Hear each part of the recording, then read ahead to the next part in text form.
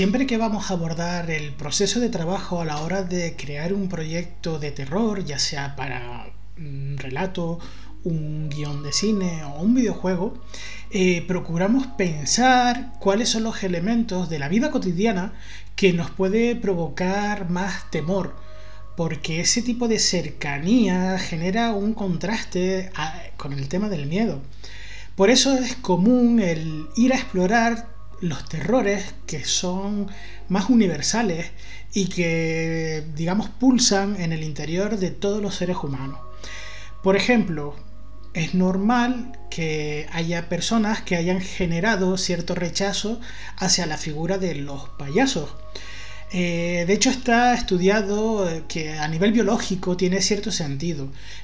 Nosotros sentimos cierto rechazo hacia aquellas personas que tienen una sonrisa perpetua porque no es normal. No es normal que se mantenga una sonrisa perfecta e inmutable durante mucho tiempo. Genera cierta incomodidad porque empieza a demostrar que no es una sonrisa sincera. Ese tipo de miedo se llama coulrofobia.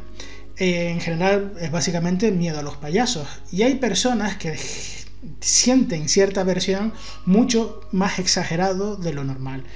Nosotros podemos coger ese miedo y ese rechazo natural para potenciarlo dentro de nuestro proyecto.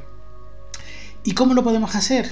Cogiendo ese elemento que normalmente se enfoca hacia el público infantil y lo podemos cambiar el contexto para empezar a generar esa sensación de angustia, de incomodidad y potenciarlo mucho más. Te voy a poner un ejemplo. Tenemos estas dos imágenes.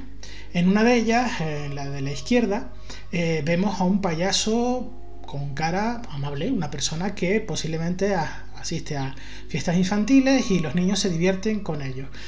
Habrá gente que sí que sienta cierta rechazo hacia la figura del payaso y a lo mejor le puede incomodar, pero si sobre todo comparamos con el de la derecha, es inevitable ver que ya de por sí el de la derecha es mucho más incómodo de ver, a pesar de ser un payaso. ¿Qué ocurre? ¿Cuáles son las diferencias? Es ese tapiz que le hemos interpretado dentro de esa imagen con esos elementos que son sobre todo el cambio de contexto. De entrada, el fondo a ser negro automáticamente ya nos transmite que ese payaso de la derecha está en la noche.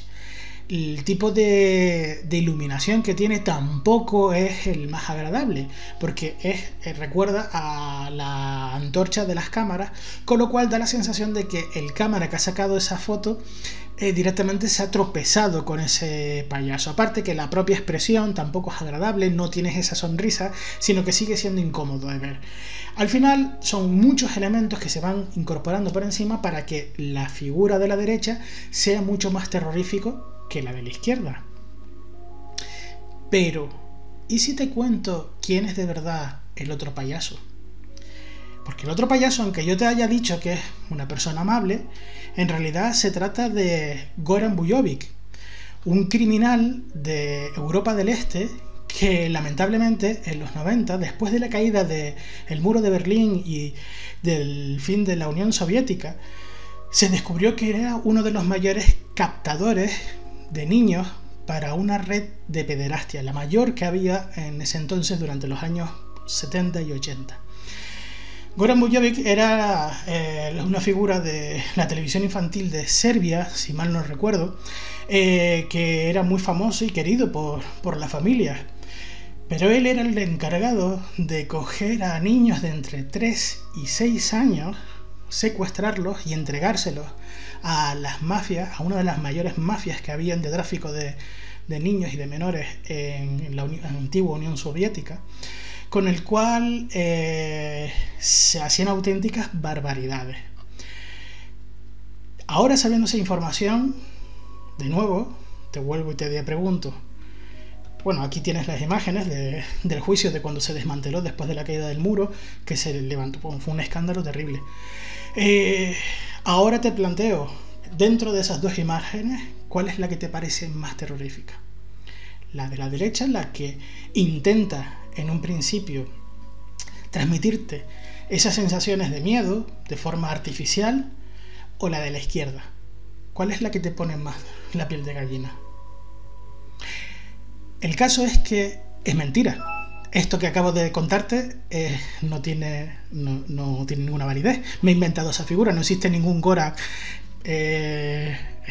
Bujovic. Estas dos fotos son totalmente diferentes, de dos personas. El de la izquierda sí es un preso de más de 60 años y el de la izquierda es un famoso payaso de la época. Yo todo esto me lo he inventado simplemente para demostrarte cómo al final, simplemente cambiando efectivamente el contexto y la información que tú tienes, nosotros podemos resignificar el contenido de ciertas imágenes. Y sí, en un principio a lo mejor la primera puede ser terrorífica, la de la derecha, la del payaso a oscuras y demás, pero se nota una intencionalidad de hacerte sentir ciertas emociones terroríficas, que pueden funcionar más o menos. Sin embargo, la de la izquierda, al cambiarte el significado a través de la narrativa, al contarte una supuesta historia que hay de fondo, sugiere mucho más terror para tu cabeza. Entonces, llegado a este punto, nosotros tenemos que plantearnos exactamente una pregunta clave si queremos crear un videojuego de terror. Y esa es, ¿por qué nos asustamos? Tenemos que entender cómo funciona el miedo para nosotros tocar esas fibras sensibles en nuestro jugador y no quedarnos únicamente con la superficie, con el artificio, con ese intento de te voy a asustar y ya está. No, si queremos aterrorizar al jugador tenemos que darle ciertos elementos que toquen profundamente. Entonces nosotros lo primero que tenemos que plantearnos, ¿qué es el miedo? Bueno, pues el miedo no es más que un sistema de alarma natural que tenemos precisamente para la supervivencia. No solo nosotros, todos los seres vivos, digamos, más evolucionados, tenemos el miedo. Y realmente el miedo es una reacción primitiva que tenemos para precisamente evitar el morir y caer en manos de un depredador. Ese sistema natural salta ante una amenaza, sea real o no. Y ese matiz es importante. Al cerebro le da igual, digamos, hacer el ridículo. A él no le importa un carajo que venga un amigo, te asuste y tú de repente des un respingo. Para él es una amenaza, como puede ser, en lugar de ser tu amigo, puede ser un depredador. Y prefiere pasar ridículo a que sea realmente un depredador y muera. Entonces, todo ese mecanismo está programado para que mediante ciertos estímulos concretos saltemos como un resorte. Ya puede ser porque venga un cocodrilo a atacarnos, como puede ser un muñequito que de repente hace un movimiento que no esperamos. ¿Cómo funciona ese sistema? Pues directamente dentro de nuestro cerebro tenemos una glándula que se llama la amígdala. Y esta amígdala es la herramienta que tenemos nosotros para controlar y regular tanto las emociones como los recuerdos de mayor impacto. Y esto es un elemento clave para nosotros como desarrolladores.